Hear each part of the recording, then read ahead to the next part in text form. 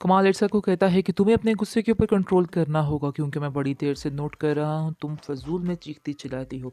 ये बिल्कुल भी हरकतें अच्छी नहीं हैं क्योंकि मेरे घर में इस तरह का माहौल नहीं है। ये बात तुम भी अपने जहन में बिठा के रखना। आगे से वो कहती है कि मैं जानती हूँ कि ये आपका ही घर है, इसलिए मुझे बार बार ये चीज़ बताने की ज़रूरत नहीं है। इस पर आप देखेंगे कमाल कहता है कि मेरे कहने का ये मतलब नहीं है। तुम समझ रही हो कि मैं तुम्हें क्या कहना चाह रहा हूँ, यानी कि जो रवैया तुम्हारा फरियाल के साथ है वो बिल्कुल भी काबिल कबूल नहीं है। मैं इस रवैये को बिल्कुल भी पसंद नहीं करता और उम्मीद करता हूँ कि तुम आइंदा से कोई भी बदतमीज़ी फ़रियाल के साथ नहीं करोगी। तुम बहुत ज़्यादा बहस करने लग चुकी हो।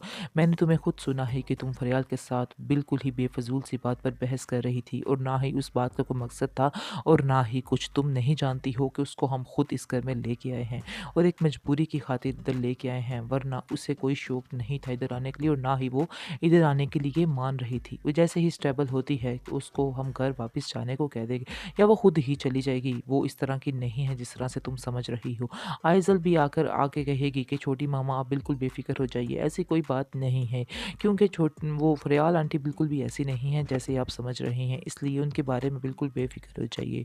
क्योंकि वो दोनों एक अच्छे दोस्त हैं, इसलिए एक-दूसरे के साथ टाइम ज़्यादा स्पेंड करते हैं। इसके अलावा मज़ीद और कोई भी बात नहीं है, इसलिए आपको परेशान नहीं होना है। इसके बाद आप देखेंगे कि कहती है इर्सा कि मुझे आप लोगों से कोई भी गर्ज़ नहीं, चाहे जो मर्ज़ी करें आप, आपकी अपनी मर्ज़ी है, अपनी ज़िंदगी है।